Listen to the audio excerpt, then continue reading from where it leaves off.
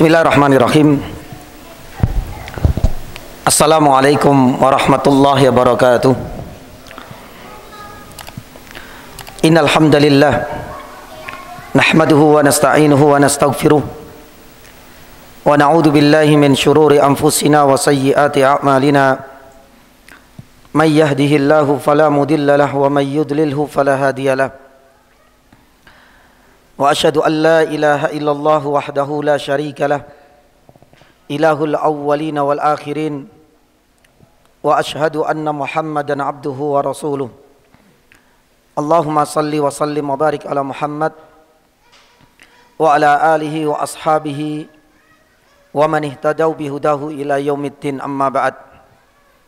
Allahumma inna nas'aluka khaira ma fi hadhihi al-lailah wa khaira ma ba'daha, wa na'udzu bika min syarri ma fi hadhihi al-lailah wa syarri ma ba'daha.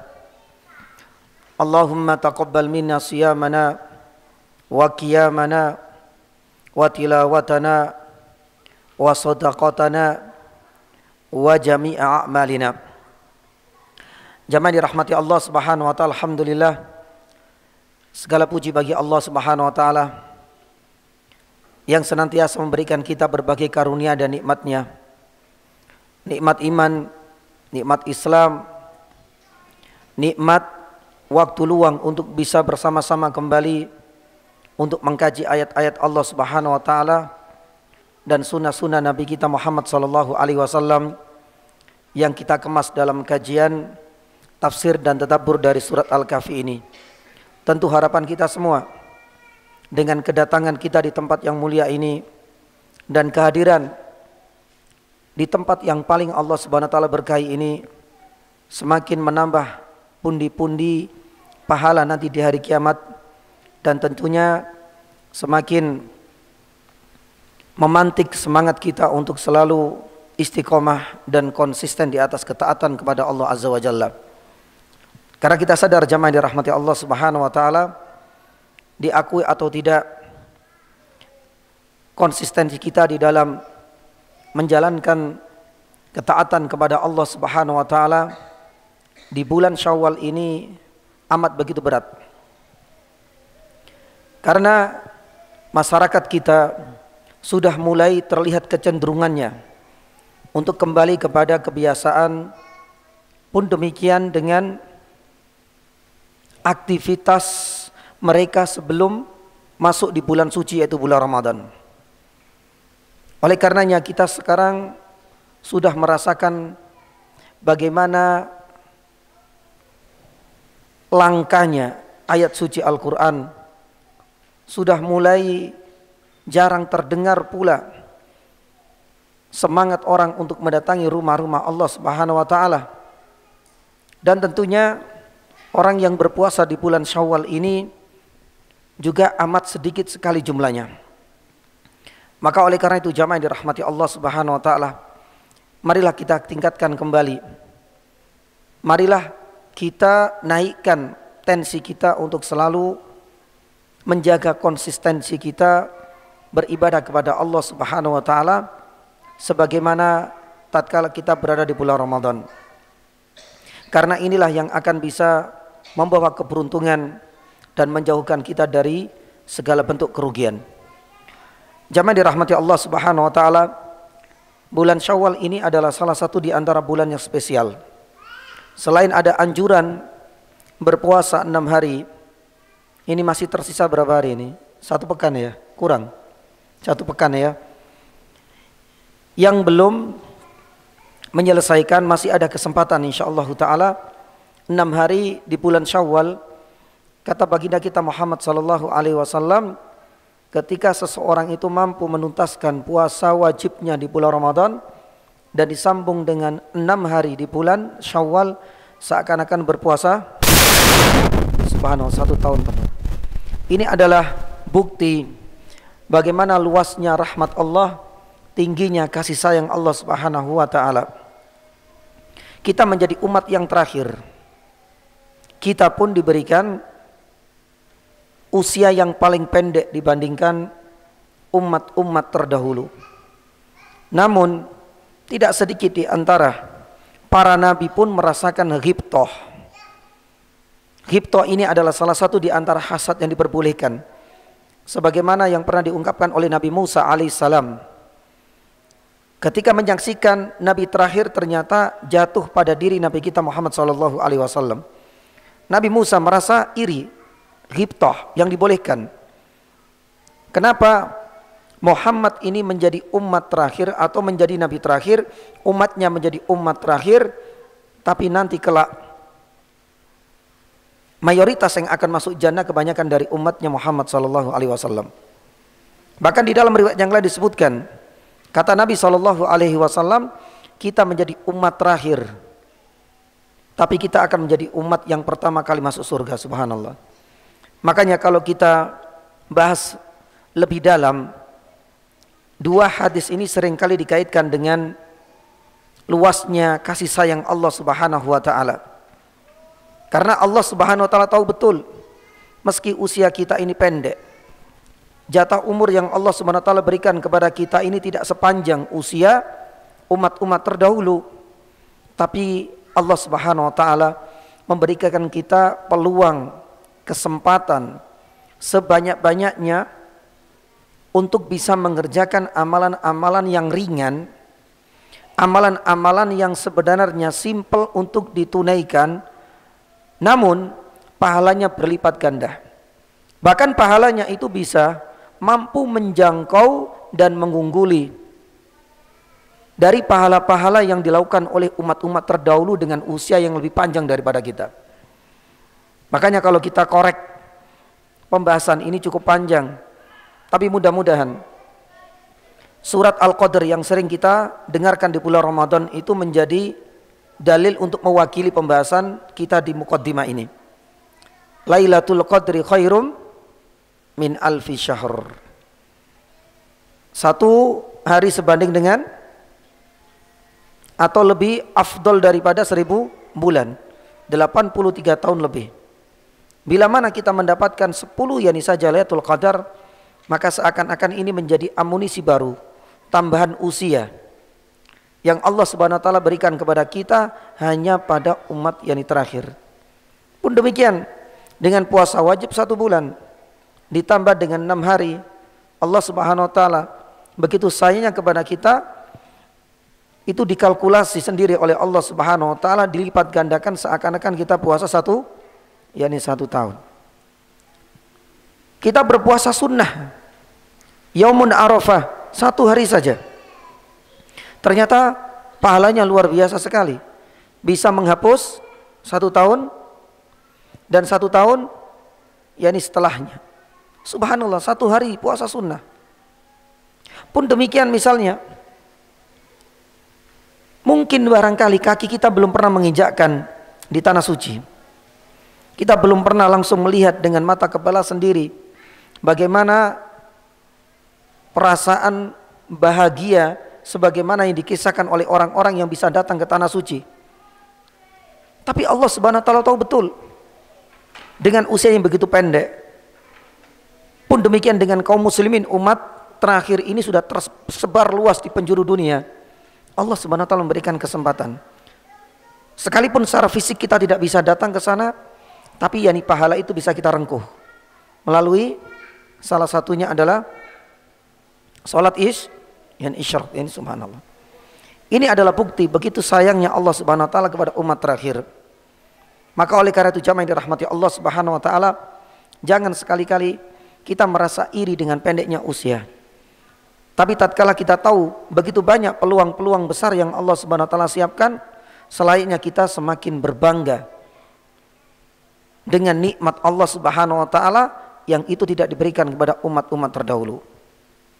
Jamaah dirahmati Allah Subhanahu wa taala, bulan Syawal ini selain dianjurkan untuk berpuasa 6 hari, Imam Nawawi rahimahullahu taala menuturkan bulan Syawal ini ternyata punya keunikan, di mana bulan Syawal ini juga ada anjuran menurut Imam Nawawi Asy-Syafi'i rahimahullahu taala, dianjurkan untuk apa? Menikah. Menurut Imam Nawawi rahimahullahu taala, karena hal ini didasarkan pada penuturan Aisyah radhiyallahu taala anha. Aisyah pernah menyatakan sendiri, tazawwajani Rasulullah sallallahu alaihi wasallam fi Syawal wa banabi fi Syawal. Jadi Nabi sallallahu alaihi wasallam ketika pertama kali menikahiku di usia 6 tahun, dan ini adalah pendapat yang sahih, di bulan Syawal, wa banabi, dan kumpul hidup berumah tangga di kota Madinah di usia 9 tahun. Karena Nabi sallallahu alaihi wasallam enggak langsung kemudian kumpul bersama Nabi, kumpul bersama Aisyah. Nunggu waktu sampai usia 9 tahun di kota Madinah, itu pun di bulan Syawal. Sampai Aisyah mengatakan tak ada satupun wanita yang paling beruntung melebihi aku, selain menjadi istri dan pendamping hidup Nabi, karena Aisyah dinikahi dan hidup dan kumpul bersama Nabi sallallahu alaihi wasallam juga di bulan Syawal. Imam Nawawi rahimahullah ta'ala mengatakan, karena bulan Syawal ini menjadi pertanda, dan ini juga menjadi bantahan terhadap mitos yang seringkali dan sudah mendarah daging dipegang teguh oleh masyarakat jahiliyah, dan mungkin juga terjadi pada sebagian masyarakat kita, di mana bulan Syawal itu, kata Imam Nawawi rahimahullah ta'ala, masyarakat jahiliyah dahulu itu menganggap di bulan Syawal itu ekor-ekor unta itu tidak terangkat. Artinya menunjukkan unta-unta betina itu enggak mau untuk kawin. Dari sini kemudian diambil kesimpulan sebuah keyakinan oleh masyarakat jahiliyah, berarti manusia pun enggak usah nikah. Kalau unta-unta demikian pun demikian kita.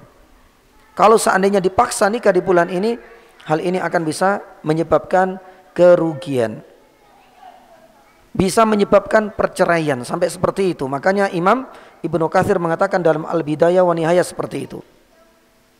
Maka oleh karena itu, keyakinan, mitos, bahkan yang disebut sebagai tatoyur tiarah, menganggap bulan Syawal ini adalah bulan sial untuk menikah. Karena sebagian bangsa Arab ada mengatakan Syawal itu dari isyalah. Syawal, ya, asal kata Syawal itu ada mengatakan dari isyalah. Isyalah itu artinya kerugian atau ketidakberuntungan. Makanya subhanallah, pernikahan Aisyah ini menjadi pukulan telak bagi keyakinan masyarakat jahiliyah yang sudah mengakar yani kuat. Selain sebuah kebanggaan dinikahi oleh Nabi sallallahu alaihi wasallam, nikah di bulan Syawal, kata Aisyah, itu juga membantah mitos masyarakat yani jahiliyah. Jamaah yang dirahmati Allah Subhanahu wa taala, ini adalah muqaddimah untuk kita semua terkait beberapa amalan yang dianjurkan di bulan yani Syawal. Selain yani berpuasa sunnah 6 hari, Imam An-Nawawi rahimahullah ta'ala menganjurkan juga menikah.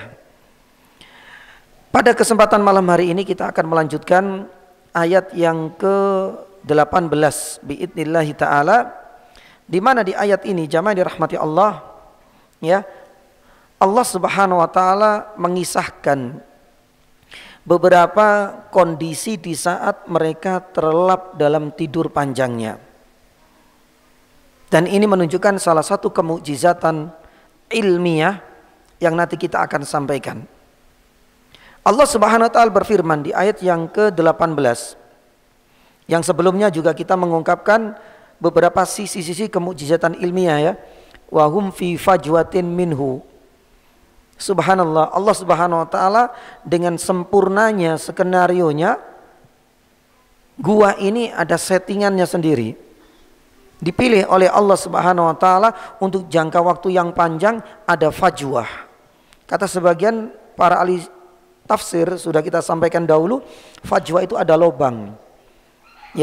Karena memang butuh yang namanya lubang biar ada sinar matahari yang masuk, dan di dalam lubang gua itu supaya tidak pengap. Dan ini juga akan berpengaruh kepada proses jasad manusia itu sendiri.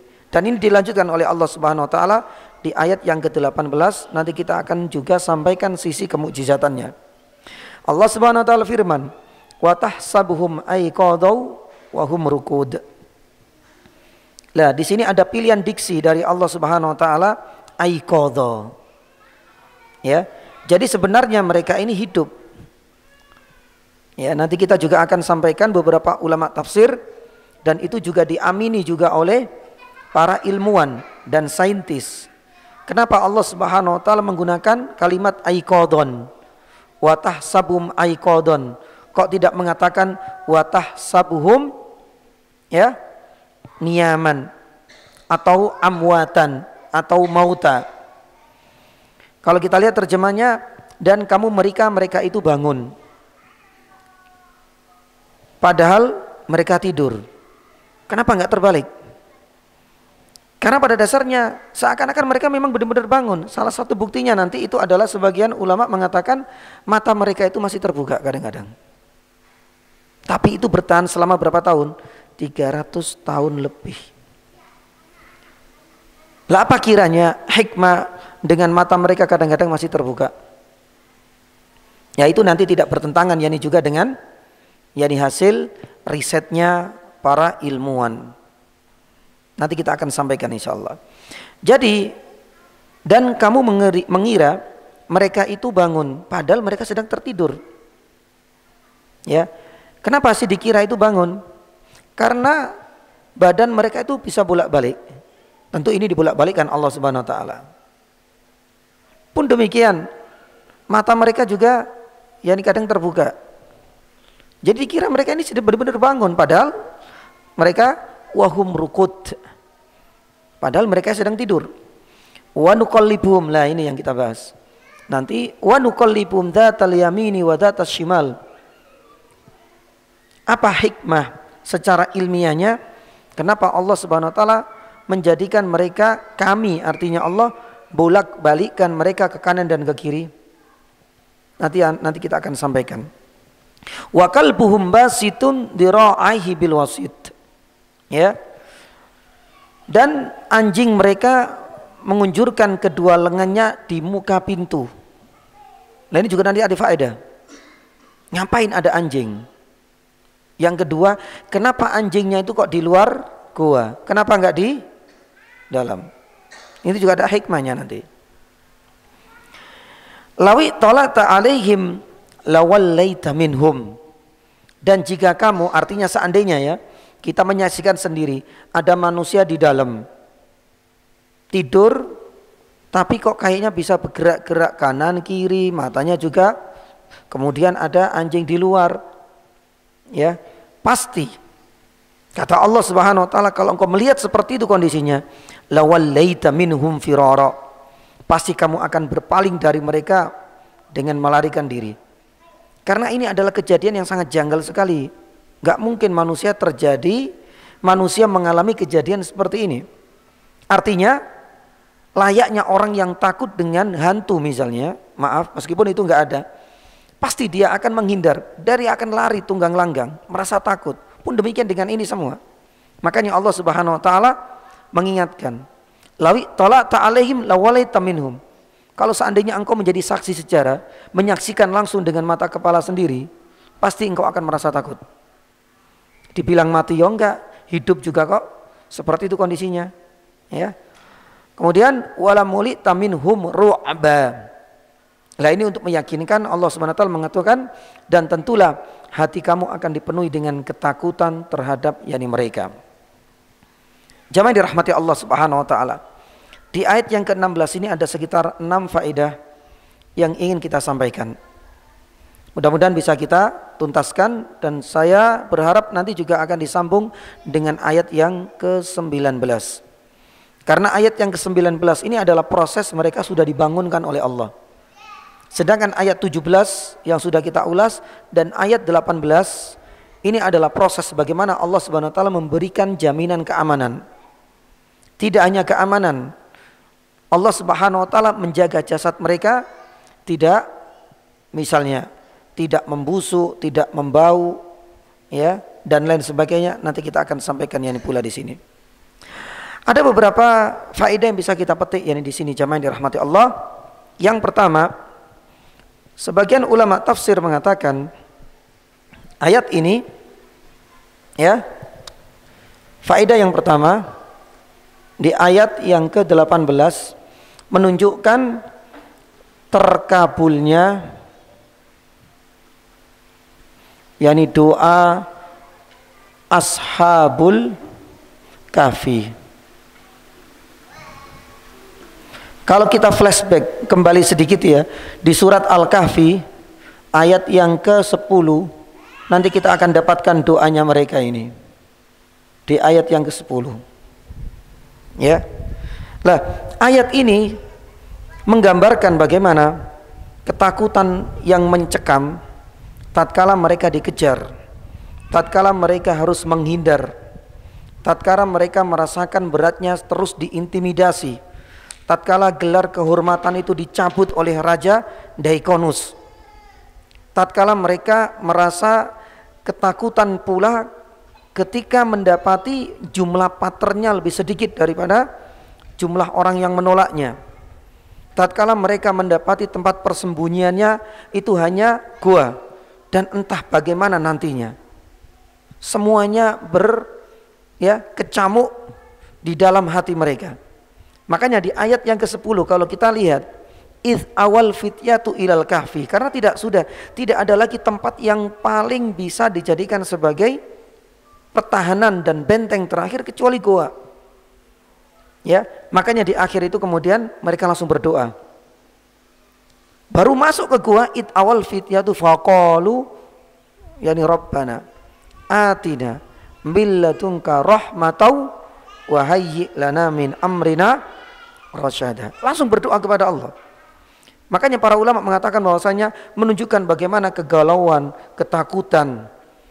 Ya, makanya para ulama saya mengatakan seandainya kita itu berada di posisi mereka, subhanallah, kita nggak tahu seperti apa. Mungkin barangkali kita akan kembali kepada penyembahan yang berlalu sebagaimana dahulu, karena begitu takutnya, kekhawatiran yang begitu tinggi. Lah di sini jamaah yang dirahmati Allah Subhanahu wa taala, saya teringat dengan Imam Ibnu Qayyim rahimahullahu taala. Tentu dikabulkannya doa ini ada apa? Ada sebabnya. Lah ini yang mudah-mudahan bisa kita petik. Sebab-sebab dikabulkannya doa itu sangat banyak dan beragam. Tapi Imam Ibnu Qayyim rahimahullah taala, ya, Ibnu Qayyim di dalam kitabnya Fawaid itu menyebutkan ada 3. Ya.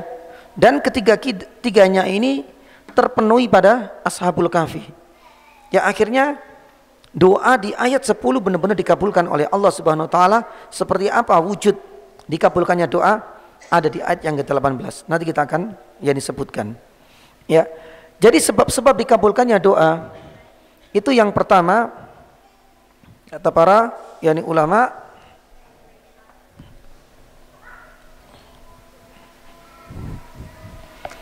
harus apa? Ya, yakin. Artinya tidak boleh ragu. Tatkala kita memohon kepada Allah Subhanahu wa taala harus benar-benar yakin. Dalam istilah yang lain, Imam Ibnu Qayyim harus menghadirkan apa? Hati. Karena keyakinan itu adalah amalan hati. Oleh karena itu Rasulullah sallallahu alaihi wasallam bersabda di dalam sebuah hadis riwayat Imam Turmudi dan dihasankan oleh Syekh Albani rahimahullahu taala, idza da'autullaha, ketika engkau berdoa kepada Allah Subhanahu wa taala, wa antum muqinuna bil ijabah. Jadi tatkala kita berdoa, sebab yang pertama yang harus terpenuhi pada diri kita itu adalah merasa yakin. Kita harus hadirkan hati kita. Antum harus yakin muqinuna bil ijabah, bahwasanya doaku ini akan dikabulkan oleh Allah. Enggak boleh ragu dengan itu semua. Kemudian Rasulullah SAW melanjutkan, wa'lamu annallaha la yastajib. Bayangkan, Allah Subhanahu wa taala itu enggan mengabulkan, pun demikian mengijabahi doa seorang hamba min qalbi ghafirin lahin. Allah Subhanahu wa taala juga enggan untuk mengabulkan doanya orang-orang yang lalai, yang tidak yakin, ragu, Allah Subhanahu wa taala mengabulkan. Ya, makanya ini adalah syarat yang pertama. Apakah syarat ini terpenuhi? Terpenuhi. Para ulama menyebutkan di ayat yang ke-10 mereka benar-benar yakin banget. Di ayat yang ke-10 dengan Kalau masih ada catatannya dulu ya. Id awal fityatu ilal kahfi faqalu. Fa itu menunjukkan apa? Enggak ada jeda. Enggak ada gap. Jadi tatkala mereka sudah masuk ke gua itu merasa yakin banget ini adalah persembunyian, ini adalah benteng terakhir. Langsung mereka berdoa berharap Allah Subhanahu wa taala bisa memberikan jaminan keamanan dan keselamatan. Maka syarat pertama terpenuhi. Ibnu Qayyim rahimahullah taala menyebutkan syarat yang kedua. Sebab dikabulkannya doa tatkala dalam kondisi genting atau apa? Darurat. Baik. Apakah ini terjadi pada Ashabul Kahfi jamaah? Sangat. Kalau kita lihat ya nih bagaimana proses dan kronologi kisahnya, ya Allah. Luar biasa. Berat banget ujian yang harus dihadapi mereka. Maka syarat yang kedua juga terpenuhi. Yang ketiga, Ibnu Qayyim rahimahullah taala mengatakan harus punya harapan besar. Taib. Para ulama mengatakan ada di ayat yang ke-10. Kalau tadi ini huruf fa ya, faqalu. Kalau ini Allah Subhanahu wa taala berfirman, wa hayyi lana min amrina rasyada. Lah, itu adalah bagian dari bagaimana harapan roja tatkala mereka berdoa kepada Allah Subhanahu wa taala begitu besar sekali. Makanya sampai kemudian wahayyi lana rasyada. Kalau kita lihat ya Allah sempurnakanlah yakni petunjukmu untuk kami semua. Dan ini menunjukkan apa kata para ulama? Harapan yang begitu besar. Maka kalau kita gabungkan apa yang disampaikan oleh Ibnu Qayyim, ketiga sebab ini benar-benar terpenuhi pada Ashabul Kahfi. Maka oleh karena itu, yang dijamaah dirahmati Allah Subhanahu wa taala, Allah Subhanahu wa taala kabulkan doa mereka. Apa di antara dikabulkannya? Ya, artinya terjaganya yakni jasad yakni mereka hampir kurang lebih 300 yakni tahun. Terjaganya jasad mereka ini jamaah dirahmati Allah Subhanahu wa taala, ini adalah bagian dari apa? Doa yang mereka sudah lantunkan sebelum Allah Subhanahu wa taala tidurkan pertama kali mereka masuk yakni gua di ayat yang ke-10. Dan ini adalah kisah bagaimana Allah Subhanahu wa taala menjaga jasad mereka. Dan sudah kita sampaikan dahulu di ayat 17 dan ini ayat yang ke-18, jasad mereka tetap dijaga dalam rentan waktu yang sangat panjang dan yakni lama. Taib. Faedah yang kedua yang dijamaah dirahmati Allah Subhanahu wa taala. Sebagian yakni ulama ya menyatakan bahwasanya faedah yang tidak bisa kita ya pandang sebelah mata itu adalah kemukjizatan ilmiah ya pada ayat ini. Sebenarnya ayat ini itu ada ayat 17 dan 18. Kemarin sudah kita sampaikan. Yang pertama, Allah Subhanahu wa taala ya menyiapkan lubang apa kemarin? yakni gua. Supaya sinar itu bisa yakni masuk. Sinar itu bisa masuk. Dan kita tahu ya, yang namanya jasad manusia ini butuh yang namanya sinar matahari karena mengandung apa kemarin? Salah satunya vitamin D. Subhanallah. Dan itu ternyata hasil riset dalam sebuah artikel ilmiah yang ditulis oleh Dr. Muhammad Jamil Al-Khibal dalam judul artikel ilmiahnya Ahammu al-Isyarat At-Tibiyah wal Ilmiyah li Ashabil Kahfi. Isyarat-isyarat yang berkaitan dengan sisi medis dan sisi ilmiah yang bisa dipetik dari Ashabul Kahfi itu diulas oleh Dr. Muhammad Jamil Al-Khibal. Ya, makanya beliau menitik beratkan yakni pada dua ayat ini. 17 sudah kita sampaikan yakni dahulu. Karena memang ini selaras. Yang namanya jasad manusia dalam rentan waktu yang cukup lama butuh yang namanya sinar matahari. Tapi Allah Subhanahu wa taala sebagaimana kita sampaikan kemarin ya, di mana arah mulut yakni gua tidak langsung kemana? Yakni ke tempat terbitnya matahari. Jadi menjadikan, maaf, suhu tubuh ashabul yakni kahfi ini tetap stabil dan normal. Tapi kalau seandainya langsung mulut gua itu menghadap terbitnya matahari, besar yakni kemungkinan gosong karena nggak ada pergerakan yang banyak. Apalagi di musim kemarau.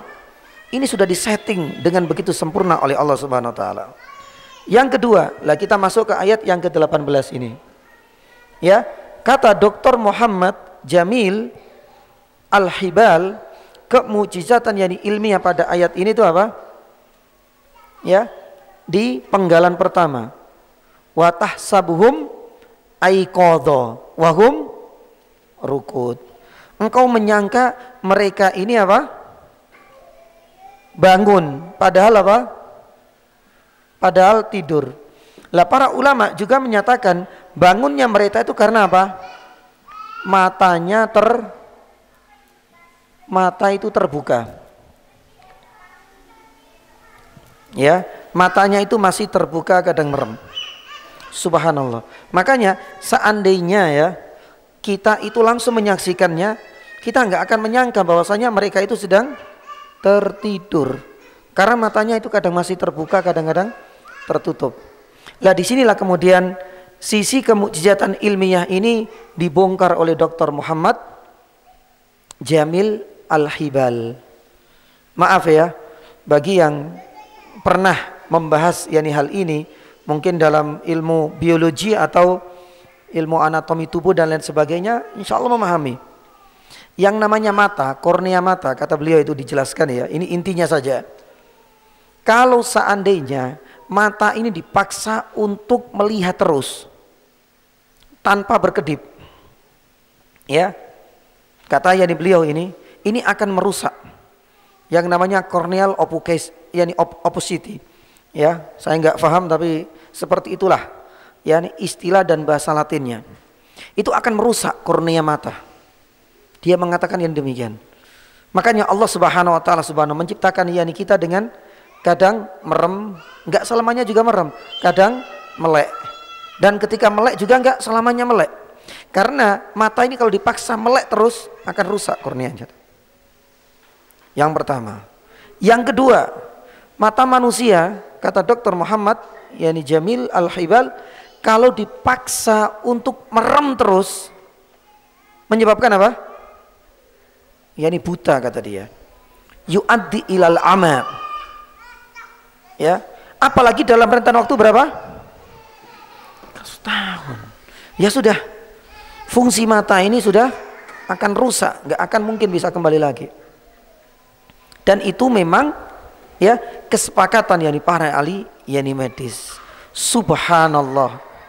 Dalam waktu yang begitu panjang, ya, nanti di ayat yang ke-19 mereka dibangunkan oleh Allah Subhanahu wa taala. Satu, apakah mereka mengalami cacat fisik terutama di matanya? Tidak. Karena apa? Allah Subhanahu wa taala jadikan mata mereka tetap terbuka. Dan ini tidak bersinggungan, tidak bertentangan dengan hasil kesepakatan para ahli medis, subhanallah.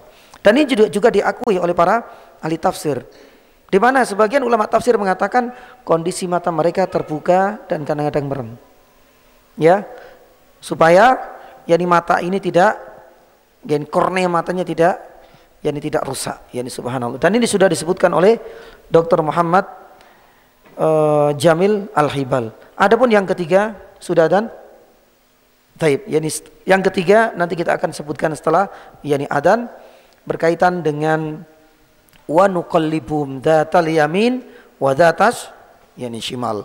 Ini juga menjadi kemukjizatan ilmiah ketiga.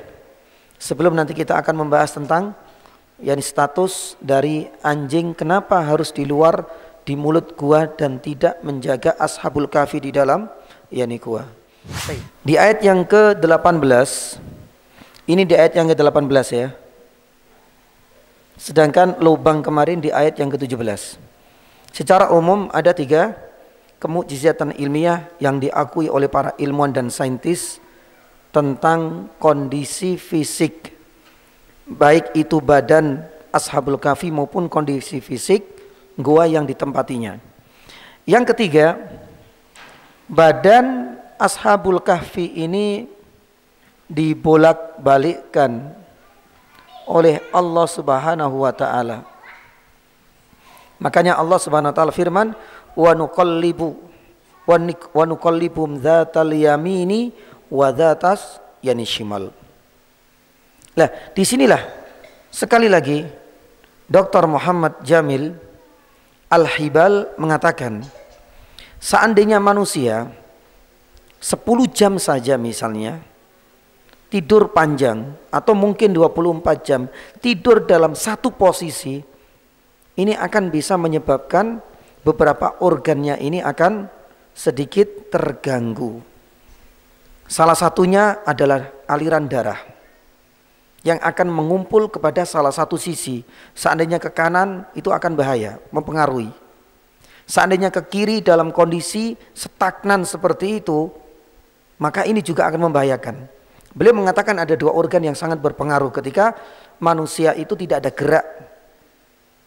Satu, aliran darah ke jantung, dan yang kedua riatain, kata beliau. Riatain itu apa? Paru, yakni paru-parunya akan terganggu. Dan memang seperti itu. Dan diamini oleh para dokter dan para ahli medis. Subhanallah, jangka waktu yang begitu panjang dan lama ini, Allah Subhanahu wa taala tahu betul, skenario Allah Subhanahu wa taala sempurna. Bahwasanya yang namanya badan manusia itu butuh pergerakan.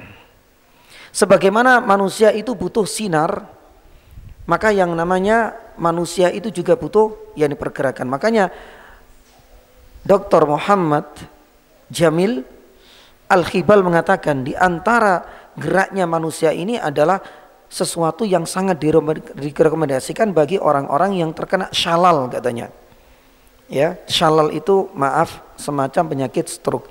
Itu kan ada namanya gerakan ritmis atau fisioterapi untuk menggerakkan ya latihan pada organ-organ yang sudah mulai tidak bisa digerakkan seperti sedia kala. Harus ada arah ke sana. Ya, itu orang yang sakit, apalagi yang sehat pun demikian. Dan inilah hikmah terbesar. Allah Subhanahu wa taala menggerakkan, membolak yang balikkan. Maka jamaah yang dirahmati Allah Subhanahu wa taala, apa yang disampaikan oleh Dr. Muhammad ya Jamil Al-Hibal ini memang sejalan dengan apa yang dijabarkan oleh para ulama ilmu tafsir, dan memang selaras dengan para ilmuwan dan para ahli yakni medis. Ini yang kemudian kita masukkan dalam faedah yang kedua, kemukjizatan yakni ilmiah. Yang ketiga, jamaah dirahmati Allah Subhanahu wa taala, ya, posisi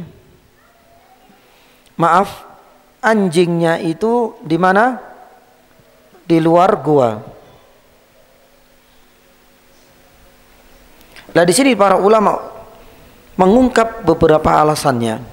Tapi alasan yang paling menonjol itu adalah agar ya malaikat rahmah itu masih bisa yakni masuk ke gua.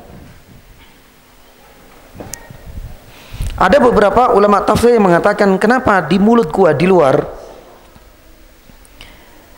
agar orang-orang yang mendekati mulut yakni gua itu ketakutan dan tidak mengganggu apa?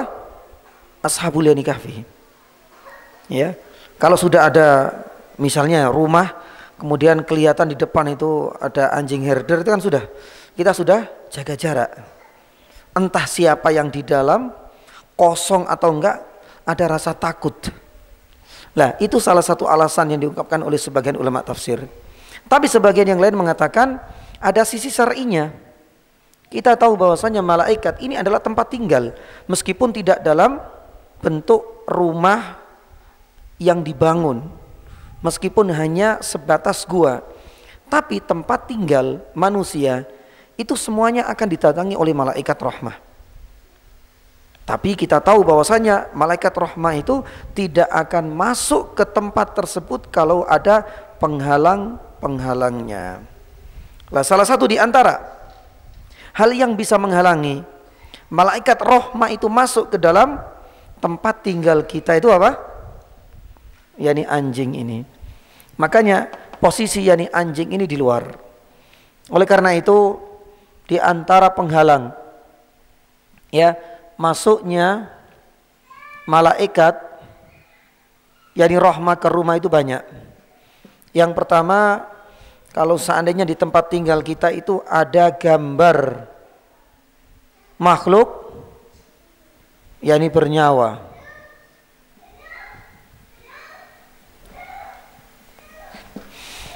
Di dalam sebuah riwayat dari Abu Hurairah radhiyallahu taala anhu, dan hadis ini disahihkan oleh Syekh Albani rahimahullah taala, malaikat siapa? Jibril itu pernah minta izin untuk masuk tapi nggak bisa masuk. Karena melihat bahwasanya di rumah tersebut itu ada tasawir. Ya, ada gambar-gambar makhluk yang bernyawa. Akhirnya kemudian Nabi SAW dalam redaksi yang lain mengatakan, kalau seandainya engkau dapati di rumahmu ada makhluk yang bernyawa, gambarnya, salah satunya, solusinya, itu kepalanya diapakan? Kepalanya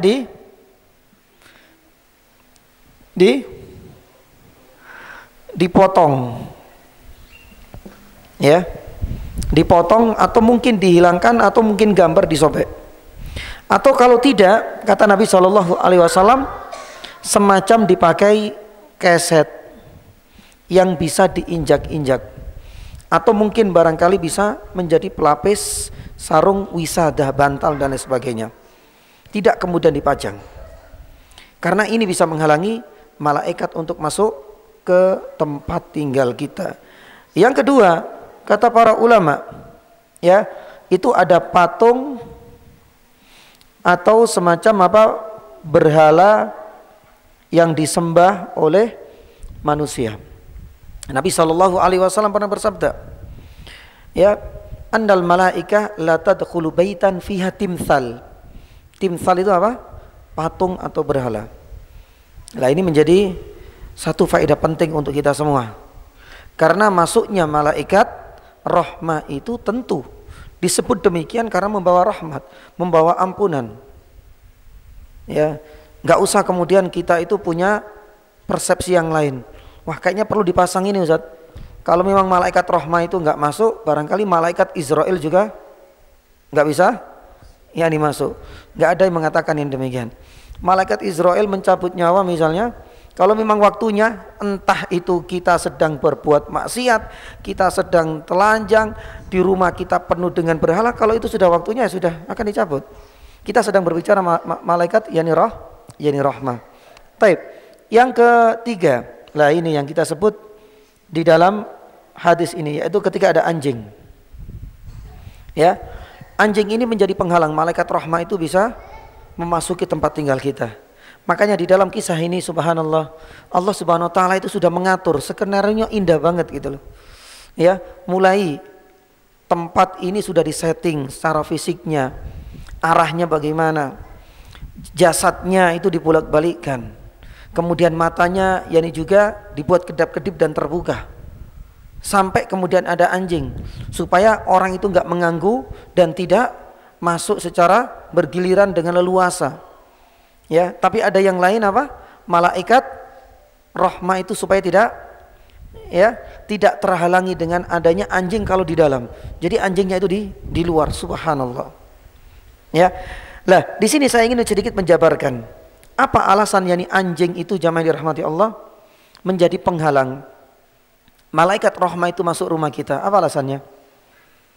Imam Nawawi rahimahullahu taala menyebutkan karena anjing ini ya termasuk hewan yang apa? Najis. Dan makannya pun kebanyakan makanan yang najis kata Imam Nawawi. Alasan pertama. Alasan yang kedua, Sebagian jenis anjing itu disebut apa? Syaitan. Ya, makanya Rasul sallallahu alaihi wasallam mengatakan al-kalbul aswad, anjing hitam itu adalah syaitan. Berarti kata Imam Nawawi, syaitan itu ziddul malaikah. Berarti syaitan itu lawannya musuhnya siapa? Malaikat. Itu enggak akan yang bisa bersatu. Maka pun demikian, kalau ada syaitan, kalau ada anjing, maka berarti malaikat itu enggak akan bisa masuk. Malaikat rahmah ya ini ya. Itu kata alasan Imam Nawawi. Imam Nawawi rahimahullah taala menyebutkan yang lain, ya, bahwasanya bau dari anjing, ya, bau anjing ini yang tidak disukai oleh malaikat. Makanya hal ini dikiaskan dengan kondisi kita di saat sholat, ya, di saat kita membaca Al-Quran. Makanya adab di saat kita sholat, karena sholat pasti membaca Al-Quran, maupun di luar sholat di saat kita baca Al-Quran, salah satu adab itu kita bersiwak, atau kita gosok gigi, atau kita membesarkan mulut kita. Kenapa? Karena malaikat itu benci, tidak mau mendekat kepada bau-bau yang tidak harum. Lah, kata Imam Nawawi rahimahullah taala, bau anjing ini menyengat, tidak disukai oleh malaikat. Maka oleh karena itu jamaah yang dirahmati Allah, ini adalah di antara 3 alasan yang dikemukakan oleh Imam Nawawi. Kenapa sih anjing ini menjadi penghalang malaikat rahmah masuk ke tempat tinggal kita? Ya, karena salah satunya dia adalah hewan najis dan makan, ya, makanan yang seringkali tercampur dengan najis.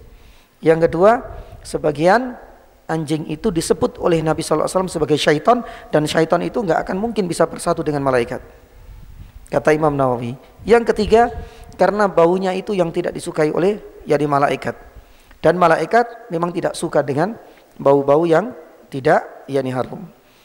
Sedangkan yang keempat, kata para ulama, itu ada lonceng.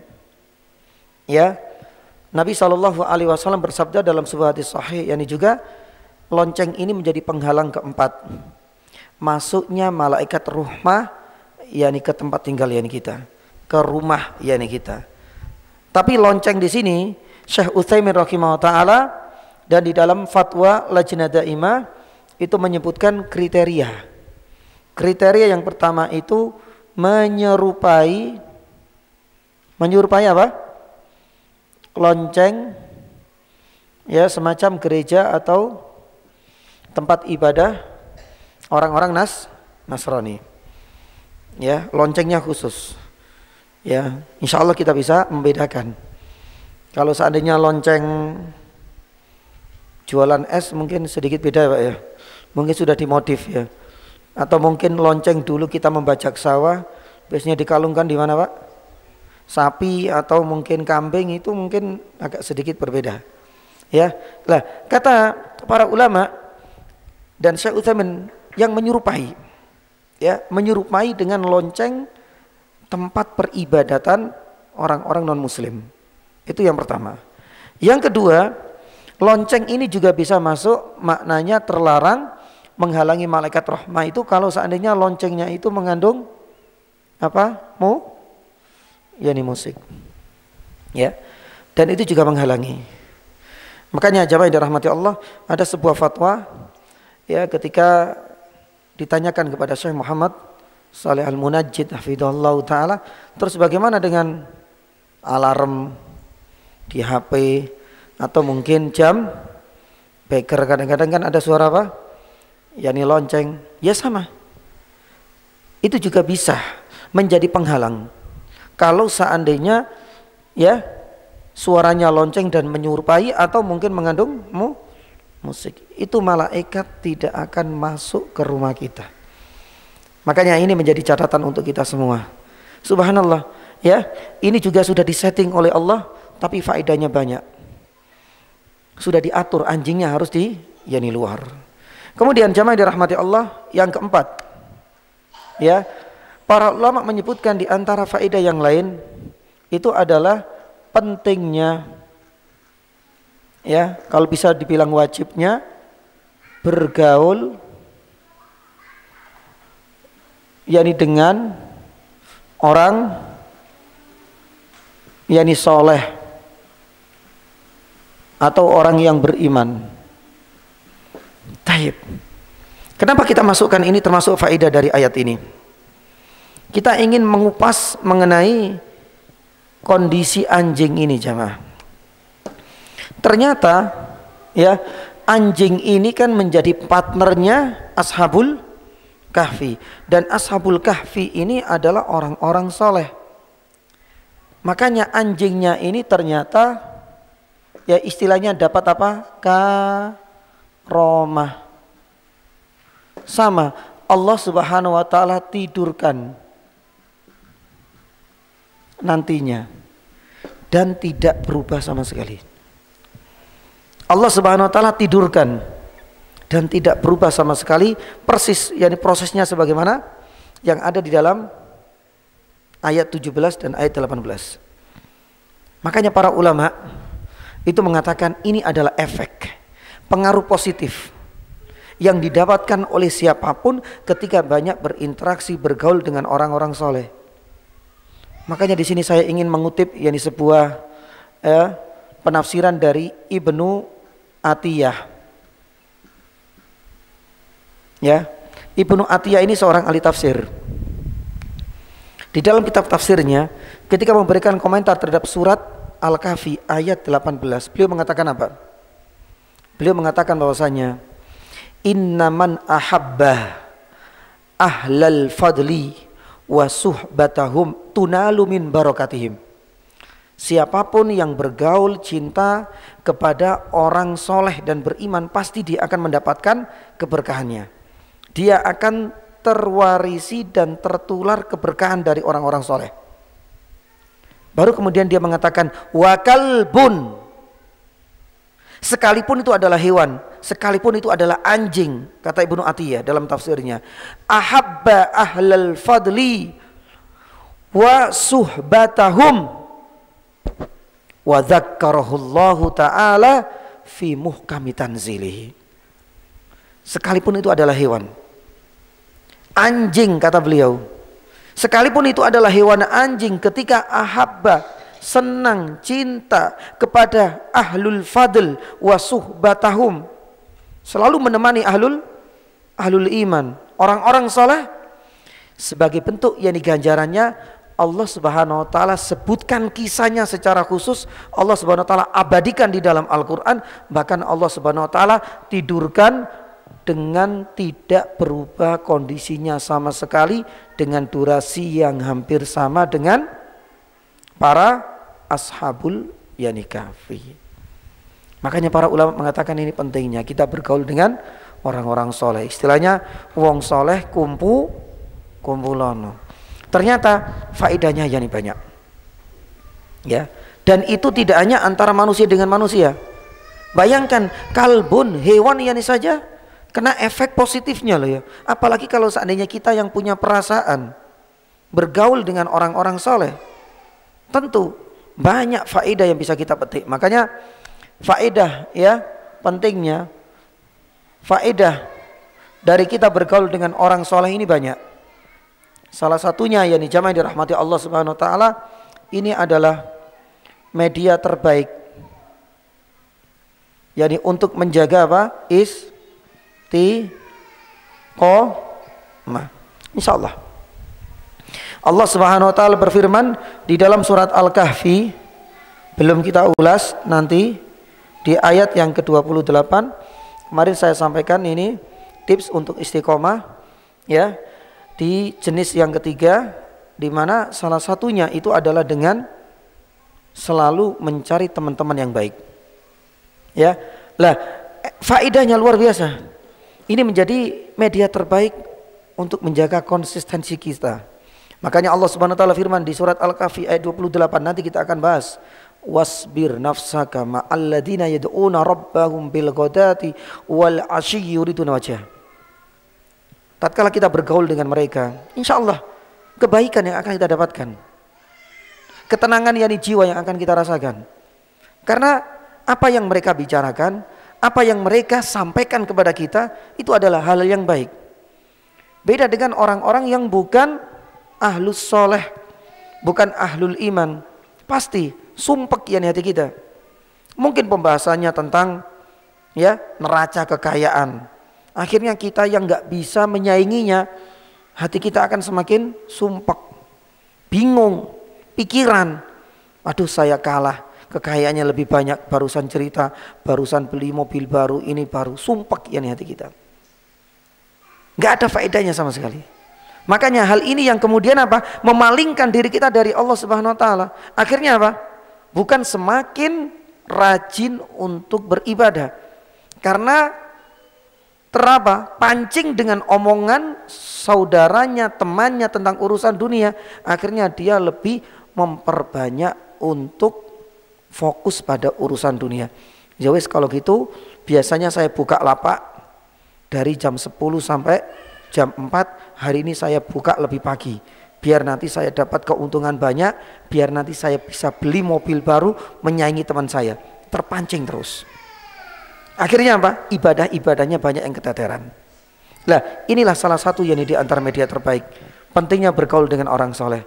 Efek positifnya itu langsung akan bisa dirasakan. Yang kedua, para ulama mengatakan bahwasanya keberkahan. Berkah banget. Makanya keberkahan inilah yang tadi sudah kita sampaikan Ibnu Atiyah. Beliau mengatakan, innaman ahabba ahlal khair au ahlal fadli tunalu min barakatihim. Siapapun yang cinta, suka bergaul, berinteraksi, kumpul dengan orang-orang soleh, pasti min barakatihim, dia akan bisa mendapatkan keberkahannya. Bahkan saya sampaikan tadi keberkahannya itu bukan hanya antara manusia dengan manusia, sampai kalbun. Dia sebutkan Ibnu Atiyah di dalam tafsirnya. Yang ketiga, para ulama menyebutkan di antaranya adalah keselamatan. Kalau di dunia iya, tapi yang kita inginkan adalah keselamatan di akhirat. Buat apa? Kalau seandainya kita hanya mendapatkan keselamatan di dunia, tapi di akhirat kita mendapatkan kerugian. Maka disinilah ternyata untuk bisa mendapatkan keselamatan di akhirat, bergaul dengan orang soleh. Allah Subhanahu Wa Taala berfirman dalam surat Zukhruf. Az-Zukhruf ayat 60 66 kalau nggak salah, sama 67, coba dilihat. Allah Subhanahu wa taala berfirman, al-akhillau yauma idin ba'dum li ba'din aduwwun ilal muttaqin. Para ulama mengatakan bahwasanya tidak ada satupun teman sejati yang akan bisa bertahan hingga nanti kita berada di kampung akhirat kecuali mereka adalah orang-orang yang bertakwa. Karena Allah Subhanahu wa taala menyebutkan bahwasanya di ayat ini aduwun itu musuh. Bisa jadi relasi kerja kita karena memang ada kontrak kerjasama bisnis. Tapi tatkala yang kita pilih itu bukan orang yang bertakwa, mungkin saat ini kita masih menjadikan dia adalah teman, sahabat, tapi belum jaminan. Karena apa? Ketakwaan itulah yang menjadikan kelanggengan persaudaraan sampai nanti di akhirat. Tapi sebaliknya, bila mana bukan karena faktor ketakwaan kita itu mencari teman, kita memilih relasi dan sahabat, kata para ulama, kembali kepada hukum asal, aduwun. Pasti mereka ini akan menjadi musuh kita. Apa arti musuh itu? Bisa jadi keberadaan dia nanti di akhirat itu malah mempersulit proses hisab kita, waliyadzubillah. Maka inilah yang harus menjadi perhatian yang serius yang kita semua. Kemudian yang keempat, sebagian ulama mengatakan bahwasanya selain media terbaik untuk istiqomah, keberkahan, keselamatan di akhirat, mengingatkan kita kepada Allah Subhanahu wa ta'ala. Ini hampir sama dengan istiqomah, tapi kita sampaikan selalu mengingatkan diri kita kepada Allah. Karena saya teringat ini dengan sebuah kisah di mana Imam Al-Qanabi ya, itu adalah orang yang paling selektif. Memang kita dalam makhluk sosial, ada saatnya kita bergaul dengan mereka. Lawang Nabi Shallallahu Alaihi Wasallam yang juga masih membuka kesempatan untuk bergaul, tapi bergaul untuk dakwah ya, dengan orang Yahudi, dengan Abdullah ibnu Ubay bin Salul, dengan pamannya yang kafir Abu Thalib, bahkan dengan Abu Lahab. Tapi yang dimaksud yang di sini itu adalah benar-benar tahu mana sih yang masuk kriteria ini adalah orang yang bertakwa yang bisa dijadikan sebagai teman baik, dan mana orang-orang yang hanya sebatas sebagai teman yakni semata ya, untuk memberikan haknya. Karena yang namanya makhluk sosial, orang awam, sebejat siapapun manusia itu punya hak untuk kita perlakukan dengan baik, untuk kita dakwahi. Nah, di sini ya, Al-Qanabi mengatakan meskipun dia adalah orang yang selektif, subhanallah, setiap kali Imam Al-Qanabi keluar dari rumahnya itu sudah disambut oleh teman-teman baiknya. Ketika sudah bertemu dengan teman baiknya, langsung kemudian mereka mengucapkan la ilaha illallah. Ini indahnya. Ucapan pertama kali ketika bertemu itu selalu mengingatkan dengan apa? Allah Subhanahu wa taala. Ini jarang. Mungkin ya di saat ini ya, kalau kita ketemu dengan teman-teman kita, kadang-kadang bojone wis piro, anake nok ndi. Lah seperti itu kadang-kadang. Tapi ini langsung kemudian ketika bertemu baru keluar. Idza kharaja min baitihi, kata para ulama. Al-Imam Al-Qanabi rahimahullah taala disambut oleh ahlus shalah, orang-orang yang beriman dengan kalimat la ilaha illallah. Nyaman. Ya, lah ini adalah di antara ya faedah yang keempat yakni jamaah. Adapun yakni faedah yang kelima ada taib. Sebelum yang terakhir,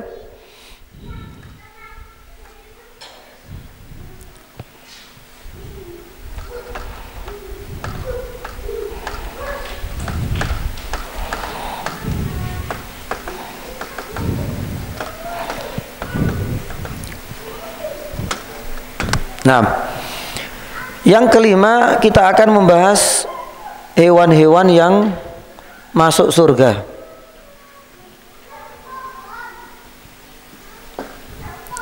Sebenarnya hewan-hewan yang kita jumpai di dunia ini prosesnya itu hanya berakhir pada yaumul hisab. Dan itu tidak semua hewan. Dinosaurus nanti dibangkitkan nggak Ustaz? Saya nggak tahu.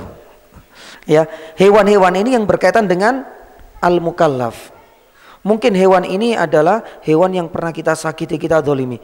Lah itu prosesnya nanti yaumul hisab. Setelah itu Allah Subhanahu wa taala matikan, tinggal manusia yang akan melanjutkan perjalanan berikutnya. Lah, untuk apa ya nih jamaah? Karena mereka akan mendapatkan haknya. Dulu saya ketika di dunia kucing misalnya dipukuli, hisab, Allah Subhanahu wa taala ingin menunjukkan keadilan. Keadilan ya, karena yang namanya kucing itu kan hewan kecil, kasihan didolimi sampai mati. Lah bagaimana yang namanya hewan juga makhluk hidup, mereka mendapatkan keadilan? Ada saatnya nanti di yaumul hisab. Setelah itu dimatikan oleh Allah karena bukan termasuk mukallaf. Tapi yang kita bahas di sini ya, memang ada beberapa hewan-hewan yang benar-benar masuk di dalam jannah. Lah, kita sebutkan yang demikian karena ada sebuah riwayat yang menyatakan bahwasanya anjingnya Ashabul Kahfi ini akan terus menyertainya hingga di surga. Nah, disinilah kemudian kita ingin membahas lebih mendetail bi'nillahi ta'ala dan bagaimana kevalitan dan status riwayat tersebut. Kita bagi menjadi 3 kategori ya nih jamaah. Kategori yang pertama, para ulama mengatakan bahwasanya ada beberapa hewan yang disebutkan khusus ya, yakni dengan jenis tertentu ya. Lah di sini ada 3. Ada hewan-hewan yang diklaim hewan ini khusus dengan jenis tertentu. Yang pertama itu adalah anjingnya siapa? Ashabul yani kahfi. Yang kedua ontanya siapa? Lah ini khusus dengan jenis tertentu. Ontanya siapa? Nabi siapa? Nabi Soleh. Dan yang terakhir kambing. Kambing pengganti Nabi siapa yang disembelih? Lah kambing badal ya pengganti ya. Karena kan di dalam surat As-Saffat kan ketika Nabi Ibrahim itu diuji oleh Allah, memang benar-benar Nabi Ismail itu direbahkan. Ketika subhanallah mau disembelih ternyata diganti oleh Allah Subhanahu wa taala dengan kambing. Dalam riwayat situ badal dari Nabi siapa? Nabi Ismail. Inilah 3 jenis khusus dengan spesifikasi khusus yakni pula enggak semua anjing.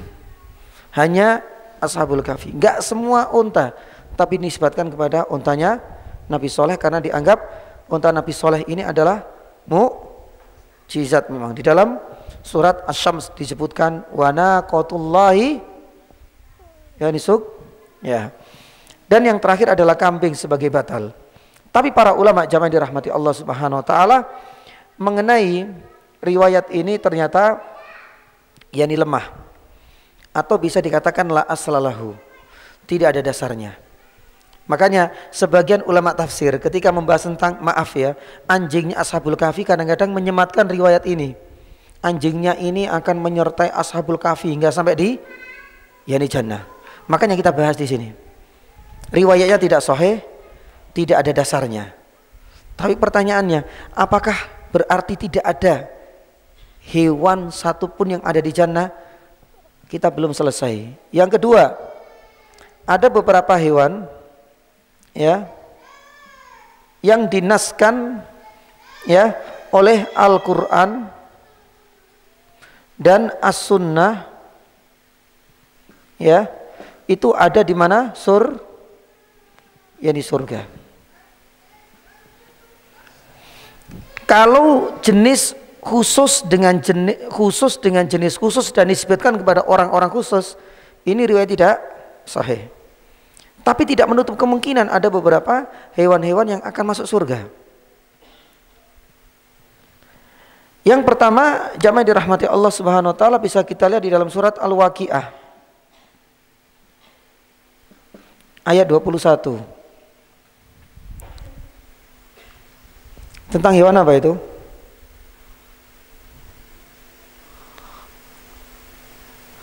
Hewan apa jemaah? Walahmi? Hewan apa kira-kira? Al-Waqiah 21. Hewan apa? Walahmi? Ketemu? Burung, masya Allah, jazakallah khair.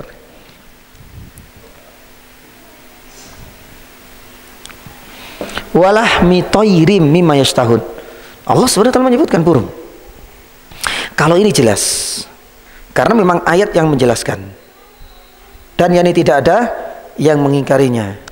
Di dalam surat yang kedua At-Tur kalau nggak salah, ya di surat At-Tur ayat yang ke-22. Surat At-Tur ayat yang ke-22. Kira-kira apa? Hewan apa di situ? Ada enggak? Ya? Enggak ada.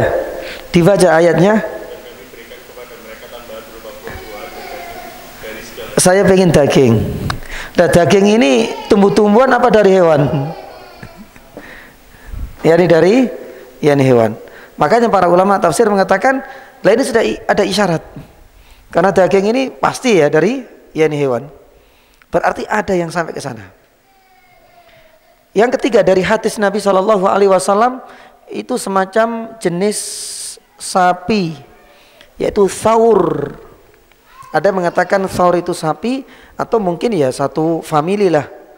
Ya, atau dulu kita belajar apa Pak? Bedanya Pak, family ordo, saya juga belajar tapi nggak paham waktu itu. Baik. Nah, semacam sapi atau sejenis kerbau. Ya, ini disebutkan di dalam sebuah hadis, bukan ayat. Tapi sekali lagi jamaah yang dirahmati Allah, ya ini adalah beberapa saja yang diungkapkan oleh Al-Quran dan As-Sunnah, tapi tidak dinisbatkan sebagaimana kategori yang pertama. Karena penisbatan langsung kepada kisah-kisah ini itu tidak sahih. Adapun yang ini secara umum. Secara yani umum. Taib. Kemudian jamaah dirahmati Allah Subhanahu wa taala, kalau kita jabarkan lagi, itu nanti ada burung khusus. Ya, burung yang berwarna hijau. Yang membawa ruhnya siapa? Jadi para syahid. Bahkan Nabi SAW pernah mengatakan, termasuk diantaranya adalah kuda. Itu juga ada di dalam riwayat yang lain. Tapi tidak secara khusus disebutkan kepada kisah-kisah ini. Bahkan nanti ada unta juga. Tapi ingat ya nih jamaah, untanya ini bukan unta siapa? Nabi Saleh. Makanya inilah diantara hewan-hewan yang disebutkan oleh Al-Quran, pun demikian dengan yani hadis Nabi Sallallahu Alaihi Wasallam. Ya, maka kita sebutkan yani dua sisi ini supaya kita faham. Ketika kita jumpai bahwasanya hadisnya ini, ketika membawakan ya para ulama tafsir membawakan kisah Ashabul Kahfi, terus membahas anjing, kemudian membawa kisah riwayat bahwasanya anjing ini akan tetap menyertainya karena efek dari apa? Mereka membersamai orang soleh sampai mereka kumpul lagi di jannah. Ini tidak sahih. Tapi bukan berarti tidak sahih kemudian tidak ada hewan sama sekali di jannah.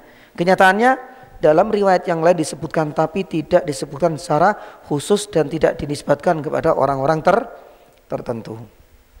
Yang terakhir, yakni faedah yang keenam, di mana coba? Di sini ya, ada nggak betul? Taib.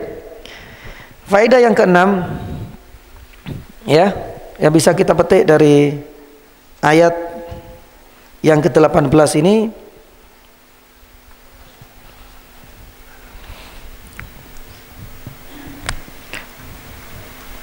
supaya nanti kita nggak salah memahami hukum memelihara kambing apa anjing? Ya ini anjing, karena kisah kita ini berkaitan dengan anjing. Kita tahu bagaimana yakni anjing ini menyertai. Allah Subhanahu wa taala sudah ngatur anjing itu di luar. Karena ada hikmahnya, malaikat salah satunya. Ya. Kemudian anjing dapat efek positifnya. Karena pergaulan dengan orang-orang soleh.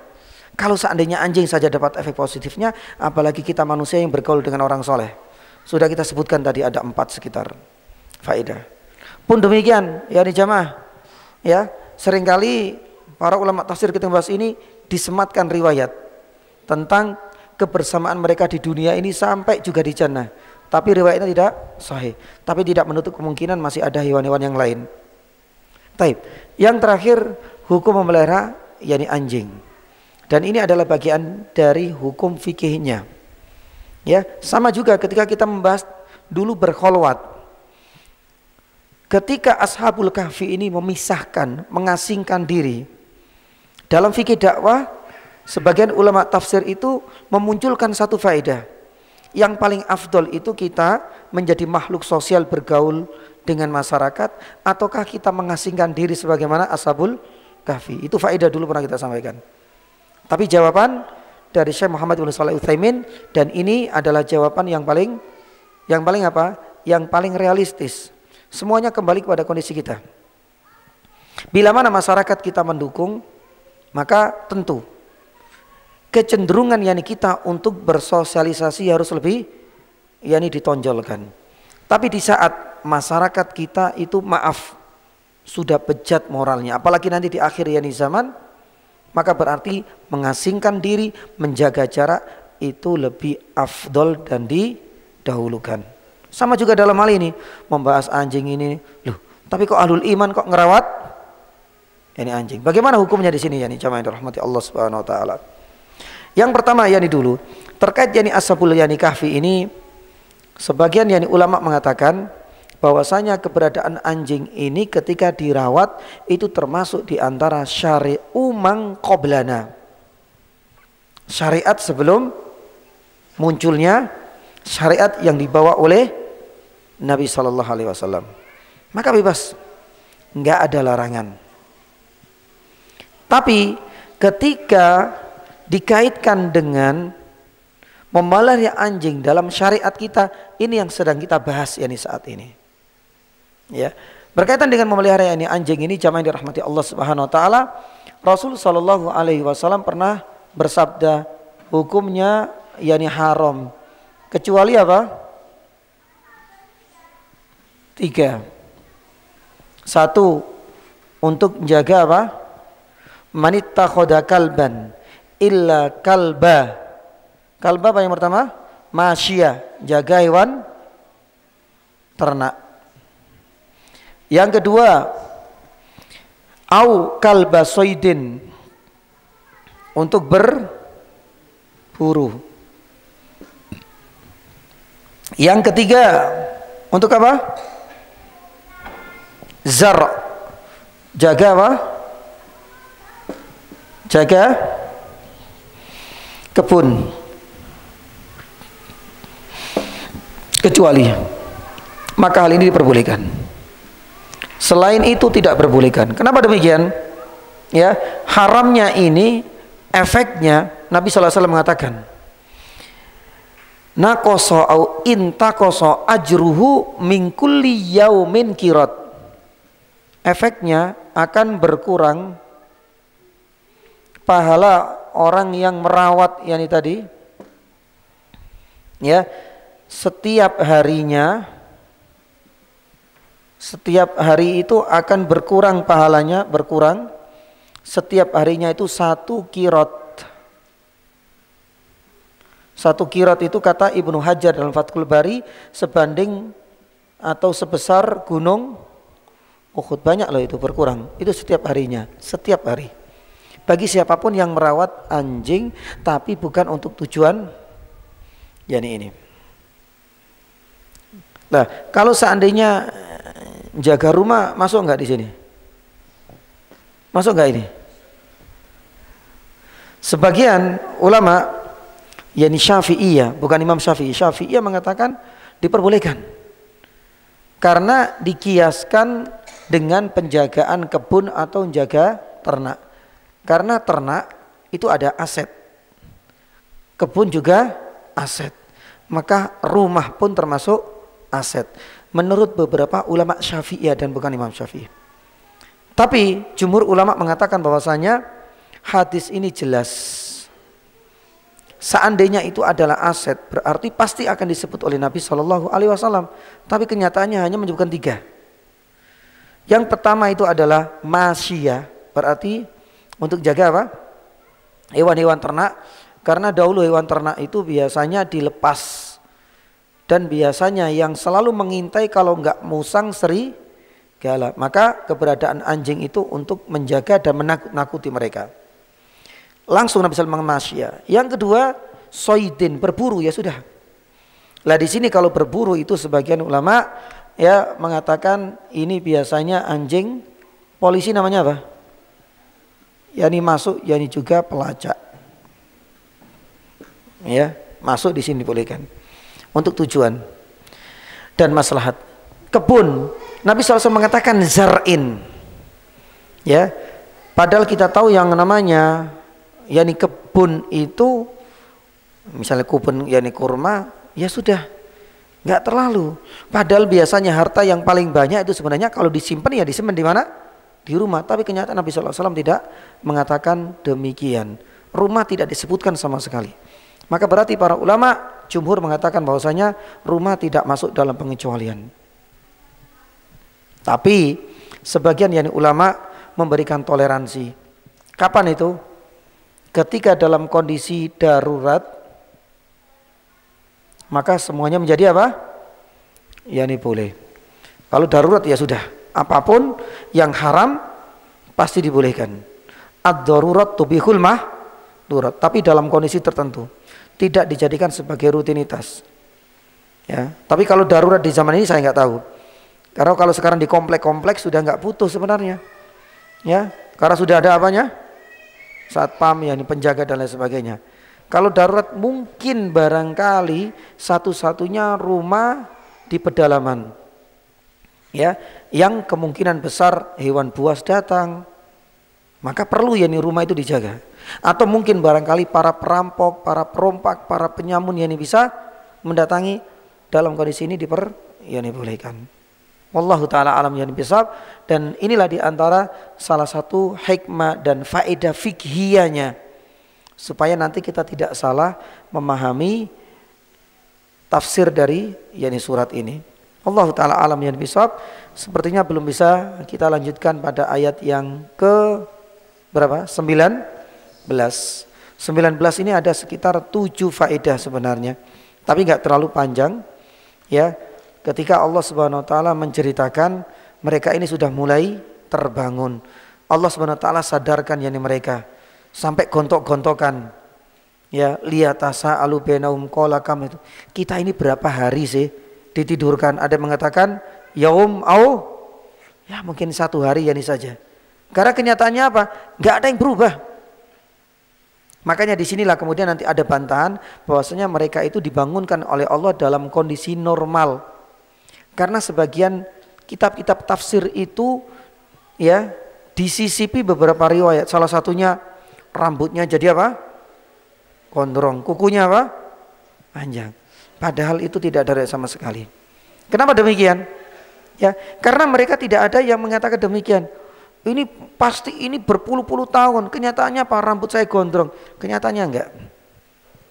Ya, karena apa? Semuanya normal. Loh kok? Makanya ada yang mengatakan cuma 1 hari. Gitu loh. Kalau seandainya ya cerita ini benar 300 tahun, loh, gondrongnya seberapa itu enggak tahu. Ya 300 lebih tahun loh itu ya. Makanya ini nanti kita akan yang dibahas. Ternyata seringkali disisipi mengenai hal ini.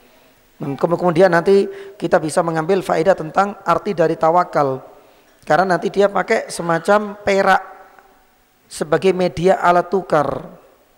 Ya, nanti juga kita akan yang disampaikan sebuah kisah yang sebenarnya kalau kita kaitkan dengan hasil analisa kritik sanad oleh para ahli hadis, ternyata riwayatnya ini tidak valid.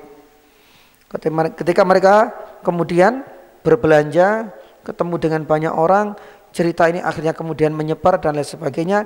Ini yang seringkali disebutkan oleh para tafsir, tapi Allah taala alam bisawab, para ahli hadis banyak mengkritisi kisah ini enggak sahih. Ya, karena kisahnya ini cuma simpel. Ketika dibangunkan, mereka saling diskusi kayaknya ini dan lain sebagainya. Kemudian mereka cari makanan karena butuh, ya dimakan, cuma itu saja. Kemudian Allah Subhanahu wa taala matikan, wafatkan, ada yang mengatakan hilang entah kemana. Selesai ya nih kisah ini. Cuma itu saja kisahnya. Tapi seringkali kemudian disisipi dengan mereka ke pasar, mereka bertatap muka, mereka berinteraksi, kemudian banyak yang akhirnya berita tersebar kemana-mana, kemudian rajanya ikut merayakan, rajanya ikut kemudian mencari tahu, datang bareng-bareng kemana? Ke gua. Kata para ulama, kisah ini masih diperselisihkan. Allah Ta'ala alam bisawab. Ayat yang ke-19 mudah-mudahan pertemuan yang berikutnya beserta dengan ayat setelahnya 20 semoga bisa kita tuntaskan. Kalau ada pertanyaan monggo dipersilakan ya nih jamaah. Ada pertanyaan? Cukup insyaallah. Taib. Ya Masya Allah ya nih. Jazakumullah khairah ya nih atas kehadirannya, ya nih atas kedatangannya di tempat yani ini. Semoga Allah Subhanahu wa taala yani senantiasa mengaruniakan kita istiqomah, dan yang kedua adalah teman-teman yang baik sebagaimana kita sampaikan. Subhanallah, sebenarnya adalah quotes ya. Subhanallah ya. Yani anjing yani saja kata Ibnu Atiyah itu mendapatkan efek positif, padahal itu hewan. Ketika sering bergaul dengan ahlul iman, orang-orang soleh, apalagi kita yang diberikan perasaan, diberikan akal yani sehat. tentu ketika bergaul dengan orang-orang soleh, efek positifnya itu akan semakin tentunya lebih besar. Dan itu diungkapkan, dan itu adalah faedah yang dijabarkan oleh Ibnu Atiyah, seorang pakar ahli tafsir. Dan itu faedah yang bisa kita petik dari ayat yang ke-18 ini. Tapi kita tutup dengan doa. Kata Allah subhanahu wa ta'ala, asyhadu an la ilaha illa anta astaghfiruka wa atubu ilaik. Wassallallahu ala nabiyyina Muhammadin wa ala alihi wa sahbihi wa sallam. Assalamualaikum warahmatullahi wabarakatuh.